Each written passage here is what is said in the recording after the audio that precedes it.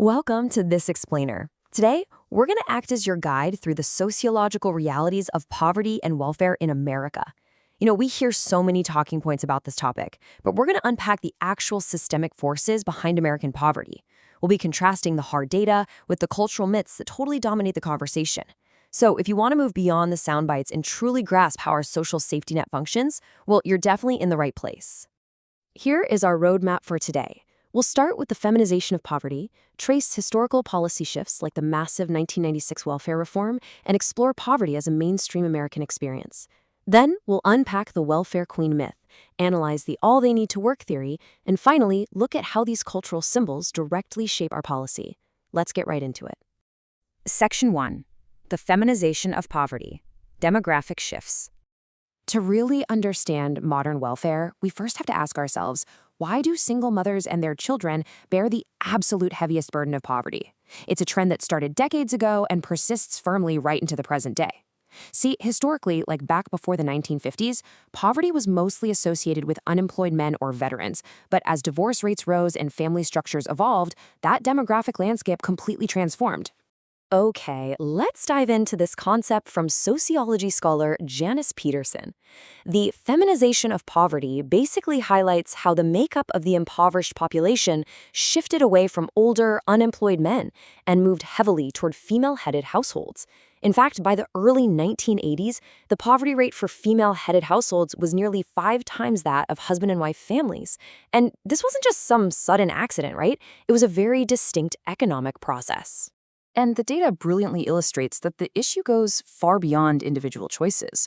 The root causes here are deeply structural. Women still bear the primary responsibility for child rearing. Plus, they face distinct labor market inequalities, like that persistent wage gap. And when you factor in the literal exorbitant cost of childcare, which, by the way, can reach upwards of $25,000 for multiple kids, well, working a low-wage job mathematically just cannot sustain a single-mother household. Section 2. From AFCD to TAN, Evolution of Welfare. To see how we address this, we need to look at our policy history because there is a stark contrast over time. The original 1935 program, Aid to Families with Dependent Children, or AFDC, offered an open-ended entitlement to baseline support. Basically, the federal government reimbursed state expenditures without a ceiling. But in 1996, welfare reform completely abolished AFDC and created TANF, Temporary Assistance for Needy Families. This shifted federal funding to fixed block grants, slapped on a strict federal 60-month lifetime limit, and handed immense control over to the states to enforce really rigid work contingencies. Now, the fallout from that shift is pretty shocking.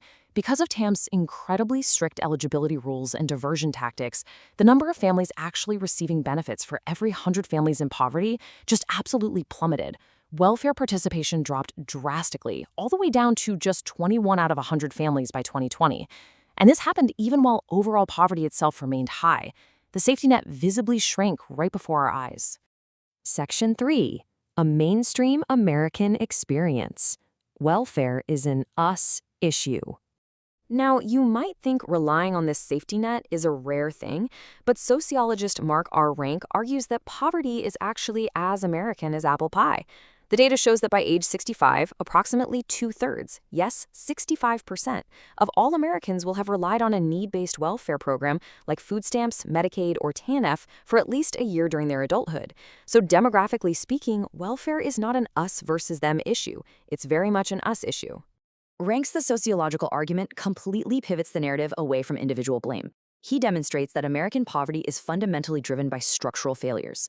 He uses this fantastic analogy. The labor market is like a giant game of musical chairs.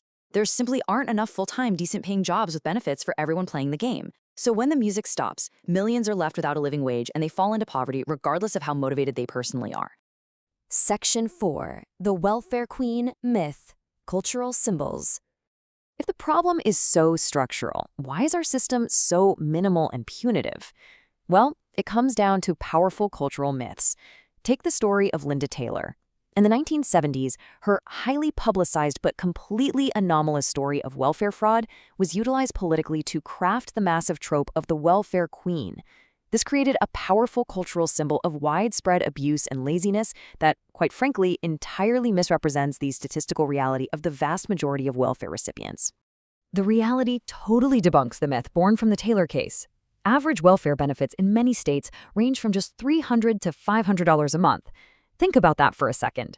It is mathematically impossible to thrive, let alone live lavishly on that amount. As scholars note, the vast majority of people on welfare are actually working at least one job, simply because you cannot survive off of cash assistance alone. Section 5. All they need to work. Work first policies. That harmful myth feeds directly into the conservative all-they-need-to-work theory, which really underpins the work-first models adopted by almost all states after the 1996 TANF reform. Operating from the premise that unemployment among the poor is primarily voluntary, this theory assumes that if states just impose strict job search mandates and harsh sanctions, people will find jobs and lift themselves out of poverty. However, the sociological data reveals some massive blind spots in this approach. Research shows that roughly 40% of welfare recipients face complex, hidden personal barriers. We're talking about high incidences of chronic health or mental health problems, caring for kids with severe physical or emotional issues, or dealing with severe domestic violence. Strict work-first mandates, which often just boil down to resume writing and job tracking, completely fail to address or remedy these profound personal barriers. Section 6. How symbols shape policy. Real consequences. Ultimately, these predominant cultural symbols directly shape our restrictive, punishment-oriented social policies. Because the system treats poverty as a personal moral failure rather than a structural deficit of living wage jobs, the entire focus has shifted. Since 1996, the primary goal for many states has actually been caseload reduction, literally just kicking people off the rolls rather than actual poverty eradication. Our safety net has drastically shrunk compared to the 1970s, while deep poverty remains. So I will leave you with this final provocative thought. How can we reevaluate our systemic approach when the very policies meant to protect vulnerable families are built on cultural myths instead of sociological realities? If poverty is a mainstream experience caused by structural forces, then fixing it requires looking at the system itself, not just punishing the individuals trapped within it. Thank you so much for joining me on this explainer, and I encourage you to keep questioning the data behind the narrative.